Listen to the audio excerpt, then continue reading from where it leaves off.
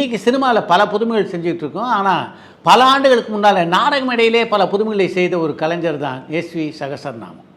அவர் ஒளி பிறந்தது அப்படின்ற ஒரு நாடகத்தை சேவாஸ்டே நாடகக்குழு சார்பிலே நடத்தினார். அந்த நாடகத்திலே பிரதான இடத்தில் நடித்தவர் நடிகதளம் சிவாஜி கணேசன். நடிகதளம் சிவாஜி கணேசன், எஸ்வி சகசரநாமம், மைனாவதி, எம்என் ராஜம் ஆகிய 4 நடிகர் நடித்த புதுமையான நாடகமாக அந்த நாடகம் அமைந்தது. சூப்பர் ஸ்டார் ரஜினிகாந்தை பொறுத்த வரைக்கும் அதிகமாக வெளியே விளம்பரப்படுத்தாமல் பல பேருக்கு உதவி இருக்கிறார் என்று எத்தனையோ முறை நம்முடைய திரையுலக பிரமுகர்கள் தாய் சித்ரா நிகழ்ச்சியிலேயே கூட தங்களுடைய அனுபவங்களை பகிர்ந்து கொண்டிருக்கிறார். அவர் எந்த அளவுக்கு தன்னுடைய உதவிகளை பற்றி விளம்பரப்படுத்தாமல் இருந்திருக்கிறார் என்பதற்கு சமீபத்திலே தெலுங்கு நடிகையான ரமாபிரபா கொடுத்த ஒரு பேட்டி சான்றாக நிற்கிறது. ரமாபிரபா தன்னுடைய கணவனை பிரிந்து ஒரு காலகட்டத்திலே பொருளாதார ரீதியாக மிகப்பெரிய சிக்கலுக்கான போது ரஜினிகாந்தை சந்தித்து உதவி கேட்டிருக்கிறார். அவர் ரஜினிகாந்தை எதிர்பார்த்ததற்கு அது ஒரு சில ஆயிரம் ரூபாய் தான்.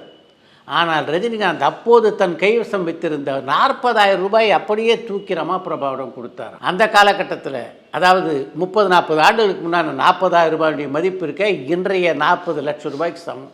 அப்படிப்பட்ட தொகை சர்வசாதாரணமாக ரமாபிரபாவுக்கு கொடுத்துவிட்டு அதை பற்றி ஒரு வார்த்தை கூட இன்று வரையில் ரஜினிகாந்த் பேசியதே இல்லை. இத்தனை ஆண்டுகளுக்கு பின்னால் ரமாபிரபா வெளியே வந்து சொன்னதுனால தான் அந்த செய்தியே பலருக்கு தெரிய வந்தது என்பதுதான் உண்மை. இப்படி பல பேருக்கு பெருந்தன்மையாக உதவி செய்த ஒரு மாபெரும் கலைஞர் தான் சூப்பர் ஸ்டார் ரஜினிகாந்த். தன்னுடைய உடல்நலத்தை பேணுவதிலே புரட்சித் தலைவர் எம்ஜிஆர் எந்த அளவுக்கு கண்ணும் கருத்துமாக இருந்தார் என்பது நாடறிந்த விஷயம். தன்னுடைய உடலை பேணி பாதுகாத்தது மட்டும் இல்லாமல் சக நடிகர்களுக்கும் அது போன்ற அறிவுரைகளை அடிக்கடி வழங்கியவர் தான் எம்ஜிஆர். ஒரு டாக்டர் இருக்கார், அவருக்கு உடம்பு சரியில்லைன்னா வேறு ஒரு டாக்டரை அனுப்பி சிகிச்சை பார்க்க சொல்லலாம். அதே மாதிரி ஒரு கட்டடத்தை கட்டுற இன்ஜினியர் இருக்கார், அவர் இன்றைக்கி போக முடியலன்னு அவருக்கு பதிலாக வேறு ஒரு இன்ஜினியர் அனுப்பலாம். ஆனால் நடிகரால் அப்படி பண்ண முடியுமா? ஒரு திரைப்படத்தில் நீங்கள் நடிச்சிட்டிங்கன்னா அந்த படத்தை நீங்கள் தான் நடித்து முடிச்சாகும். அதனால் உங்களுடைய உடம்பை பாதுகாத்துக்கிறது ரொம்ப முக்கியம்னு அடிக்கடி என்னிடம் எம்ஜிஆர் குறிப்பிட்டிருக்கிறார் என்று தன்னுடைய வாழ்க்கை சரித்திர நூலிலே பதிவு செய்திருக்கிறார் வி.கே. ராமசாமி.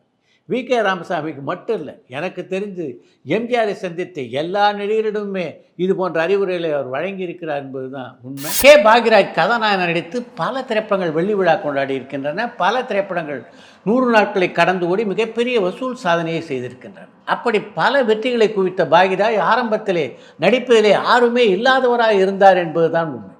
புதிய வார்ப்புகள் திரைப்படத்திலே பாரதி ராஜா அவரை கதாநாயகனாக அறிமுகப்படுத்தியதற்கு பின்னாலே கூட அவர் இயக்கிய சூரல்லாத சித்திரங்கள் படத்திலே நடிப்பதற்கான ஒரு தைரியம் அவருக்கு வரல. அந்த படத்துக்காக வேறு ஒரு கதாநாயகரைத்தான் தேடிக்கொண்டிருந்தார். அந்த கதாநாயகன் கிடைக்காத ஒரு சூழ்நிலையில் தான் அந்த பாத்திரத்தை தானே ஏற்று நடிப்பது என்று முடிவு செய்தார். ஆனால் அப்படி முடிவு செய்த போது அவர் செய்த புத்திசாலித்தனமான ஒரு காரியம் இருக்கிறது. அந்த காரியம்தான் தொடர்ந்து பல திரைப்படங்களிலே அவர் கதாநாயகன் நடிப்பதற்கும் அந்த படங்கள் வெற்றி படங்களாக அமைவதற்கும் காரணமாக இருந்தது என்பதுதான் உண்மை. படத்தில் நடிக்கிறதுக்கு வேறு ஆள் கிடைக்காதனால சூரல்லாத சித்திரங்கள் படத்தில் கதாநாயகன் நடிக்கிறது அப்படின்னு முடிவு பண்ணிட்டேன். ஆனால் அப்படி ஒரு முடிவுக்கு வர்றதுக்கு முன்னால் நான் பல விஷயங்களை யோசித்தேன். என்கிட்ட உள்ள குறைகள் என்னென்ன அப்படின்றத முதல்ல பட்டியலிட்டேன். அதுக்கப்புறம் என்கிட்ட உள்ள ப்ளஸ் என்னென்ன அப்படின்றத இன்னொரு பக்கம் பட்டியலிட்டேன். அதை முழுமையாக தெரிந்து கொண்டதன் காரணமாகத்தான் தொடர்ந்து பல திரைப்படங்கள் என்னால் கதாநாயகன் நடிக்க முடிந்தது, வெற்றி பெறவும் முடிந்தது. என்னுடைய பலவீனத்தை அறியாத ஒரு நபராக நான் இருந்திருப்பேன் என்றால் நிச்சயமாக நான் பெற்ற வெற்றிகளை என்னால் அடைந்திருக்கவே முடியாது என்பதுதான் உண்மை என்று தன் அனுபவ பாடத்தை எடுத்து சொல்கிறார் கே. பாக்யராஜ். தமிழ் சினிமாவிலே முதலாக 1 லட்சம் ரூபாய் சம்பளம் வாங்கிய நடிகை கே.பி. சுந்தராம்பாள் தான் அப்படின்றது எல்லோரும் அறிந்த விஷயம். சம்பள விஷயத்தில் அவர் எவ்வளோ கராராக இருந்திருக்கிறார் என்பதற்கு உதாரணமாகத்தான் ஒரு சம்பவத்தை இன்றைக்கு உங்களோடு பகிர்ந்து கொள்ள இருக்கிறேன். 1940ஆம் ஆண்டிலே கே.பி. சுந்தராம்பாள் நடித்த மணிமேகலை என்ற திரைப்படம் வெளியானது. அதற்கு பின்னால் 13 வருடங்கள் கே.பி. சுந்தராம்பாளுடைய நடிப்பிலே எந்த படமும் வெளியாகவில்லை. 1953ஆம் ஆண்டிலே தான் ஜெமினியுடைய தயாரிப்பான ஔவையார் திரைப்படம் வெளியானது.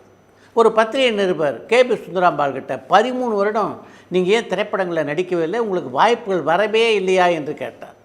இல்லை, வாய்ப்புகள் வந்தது. சுப்பையா செட்டியார் என்பவர் வள்ளி திருமணம் என்ற கதையை திரைப்படமாக எடுக்க வேண்டும் என்ற நோக்கத்தோடு என்னை சந்திக்க வந்தார். பிரபல பாடகியான எம்.எஸ். சுப்புலட்சுமி வள்ளி வேடத்தில் நடிக்க, நான் முருகன் வேடத்தில் நடிக்க வேண்டும் என்பது அவருடைய எண்ணமாக இருந்தது. ஆனால் நான் கேட்ட சம்பளத்தை அவர் கொடுக்க முன்வராததால் அந்த படத்தில் நடிக்க நான் மறுத்து விட்டேன். அதன் காரணமாக தான் இடையிலே எந்த படமும் வெளியாகவில்லை என்று அந்த பத்திரிகையாளருக்கு பதில் சொன்னார் கே.பி. சுந்தராம்பாள். மிக அதிகமாக சம்பளம் வாங்கினது மட்டும் இல்லாமல் தன்னுடைய ஊதியம் என்ன என்பதை தானே நிர்ணயிக்கின்ற ஒரு இடத்திலே அன்றைக்கு கே.பி. சுந்தராம்பாள் அம்மையார் இருந்திருக்காங்க அப்படின்றதுக்கு இதை விட வேறு என்ன சாட்சி வேண்டும்? நடிகர் ஜெமினிகேசனை பொறுத்த வரைக்கும் தன்னுடைய காதல் மனைவியான சாவித்திரிக்கு அவர் உண்மையாக இல்லை அப்படின்ற செய்தி தான் இன்றைக்கு மக்கள் மனதிலே பதிந்திருக்கிறது. ஆனால் அவர் சாவித்திரிக்கு எவ்வளவு நேர்மையாக இருந்தார் அப்படின்றத பற்றியும், சாவித்திரியுடைய மகன் மகள் ஆகிய 2 பேரையும் எந்த அளவுக்கு கவனத்தோடு கவனித்து கொண்டார் என்பதை பற்றியும் அவருடைய மகனான சதீஷே ஒரு பத்திரிகை பேட்டியிலே தெளிவாக சொல்லியிருக்கிறார். நான் பெங்களூருக்கு படிப்புக்காக சென்ற போது கூட என்னுடைய பிரிவை தாங்கிக் கொள்ள முடியாமல் கஷ்டப்பட்டவர் தான் எங்கள் அப்பா. நான் ஒரு தெலுங்கு குடும்பத்தை சேர்ந்த பையன். அப்படிப்பட்ட என்ன அந்த ஆச்சாரமான குடும்பத்துக்குள்ளே மிக மிக சுலபமாக அங்கீகரித்து கொண்டார்கள். அந்த வீட்டில் இருந்தபோது ஒரு சின்ன வித்தியாசத்தை கூட என்னால் உணர முடியல. நான் இந்த சினிமா உலகத்தை பற்றி நல்லா தெரிஞ்சுக்கணும் அப்படின்றதுக்காக கமல்ஹாசன், நாகேஷ், நம்பியார் இப்படி பல பேருடைய வீடுகளுக்கு என்னை அழைத்து சென்றிருக்கிறார் என்னுடைய அப்பா. இன்னும் எத்தனை ஜென்மம் எடுத்தாலும் ஜெமினிகேசன் என்ற அந்த மகா கலைஞனுக்கு மகனாக பிறக்கணுன்றதான் என்னுடைய ஆசை என்று அந்த பத்திரிகை பேட்டியிலே பதிவிட்டிருக்கிறார் சதீஷ். திரை இசை ரசிகர்களால் இன்று வரையிலே கொண்டாடப்படுகின்ற ஒரு பாடகின்னா அது லதா மங்கேஷ்கர் தான். அப்படிப்பட்ட பாடகியான லதா மங்கேஷ்கர் அந்த துறையிலே இந்த பெயரை பெறுவதற்கு எந்த அளவுக்கு பாடுபட்டிருக்கிறார், எந்த அளவுக்கு கஷ்டப்பட்டிருக்கிறார் என்பதை நினைக்கும் போது ஆச்சரியமாக இருக்கிறது. எல்லா பிரபலங்களுக்கு பின்னாலேயும் மிகப்பெரிய போராட்டமான வாழ்க்கை இருந்திருக்கிறது. அப்படிப்பட்ட போராட்டங்களெல்லாம் அனுபவித்து விட்டு அதற்கு பின்னாலே இந்திய திரைவானில் தன்னுடைய முத்திரையை பதித்த ஒரு பாடகி தான் லதா மங்கேஷ்கர். லதா மங்கேஷ்கருடைய தந்தையான தீனா நாத்ஜி ஒரு நாடக நடிகர். பெரும்பாலும் அவருடைய நாடகங்களில் சங்கீத பாத்திரங்களைத்தான் ஏற்று நடிப்பார். அவர் ஒரு காலகட்டத்திலே சொந்தமாக நாடக கம்பெனி வைத்திருந்தவர் அதற்கு பின்னாலே மராத்தி திரைப்படங்களை தயாரிக்கின்ற தயாரிப்பாளராகவும் மாறினார். மராட்டி மொழி படங்களை தயாரித்தவர் லதா மங்கேஷ்கருக்கு இசையிலே நாட்டம் இருப்பதை தெரிந்து கொண்டு அதுக்கான பயிற்சியை லதா மங்கேஷ்கருக்கு கொடுத்தார். ஆனால் அப்போ லதா மங்கேஷ்கருக்கு தான் பிரபலமான ஒரு பாடகியாக வர வேண்டும் என்பதெல்லாம் எண்ணமாக இல்லை. தன்னுடைய தந்தையின் மறைவுக்கு பின்னாலே வாழ்க்கையிலே கஷ்டங்களை சமாளிப்பதற்காக திரையுலகுக்கு நடிக்க வந்தவங்க தான் லதா மங்கேஷ்கர். அவங்க நடித்த படத்திலே ஒரு சில பாடல்களையும் அவங்க பாடினாங்க. முதல் படத்தில் நீங்கள் பாடிய பாடலுக்கு எப்படிப்பட்ட வரவேற்பு இருந்தது என்று லதா மங்கேஷ்கரே ஒரு நிருபர் கேட்டார். என்னுடைய முதல் படத்திலே நான் பாடிய பாடல்களுக்கு மிகப்பெரிய வரவேற்பு தான் இல்லை அப்படின்றது தான் உண்மை. ஆரம்பத்தில் என்னை பொறுத்த வரைக்கும் ஒரு தோல்வி கண்ட பாடகியாகத்தான் நான் இருந்தேன். அதற்கு பின்னால் தான் மெல்ல மெல்ல எனக்கு வாய்ப்புகள் வர ஆரம்பித்தன. அப்போல்லாம் எனக்கு எவ்வளோ சம்பளம் கொடுத்துருப்பாங்கன்னு நீங்கள் நினைக்கிறீங்க? 300 ரூபா கொடுப்பாங்க, இல்லை 400 ரூபா கொடுப்பாங்க. அதையும் பல தயாரிப்பாளர் எனக்கு கொடுத்ததில்லை. அப்படி அவர் பணம் கொடுக்காத நிலையிலும் அதை வற்புறுத்தி கேட்கின்ற பழக்கம் எனக்கு இல்லைன்றதுனால அந்த காலகட்டத்திலே 3-4 லட்சம் ரூபா தயாரிப்பாளரிடமிருந்து எனக்கு பாக்கியம் வர வேண்டியிருந்தது என்று அந்த பத்திரிகை நிறுவனம் ஒரு செய்தியை பகிர்ந்து கொண்டார் லதா மங்கேஷ்கர்.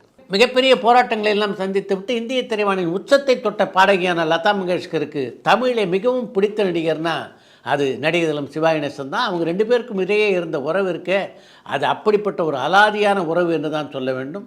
தன்னுடைய சொந்த சகோதரனை போல் தான் நடிகர் சிவாஜி கணேசனை பார்த்தார் லதா மங்கேஷ்கர். அதே மாதிரி தான் சிவாஜியும் பம்பாய்க்கு போனார் என்றால் லதா மங்கேஷ்கரை பார்க்காமல் ஒரு வீட்டில் தங்காமல் அவர் திரும்பவே மாட்டார். நடிகர்களில் லதா மங்கேஷ்கர் எப்படி சிவாஜி கணேசனுக்கு ரசிகையோ அது மாதிரி நடிகைகளில் சாவித்திரியுடைய மிக தீவிர ரசிகையாக இருந்தவங்க தான் லதா மங்கேஷ்கர்.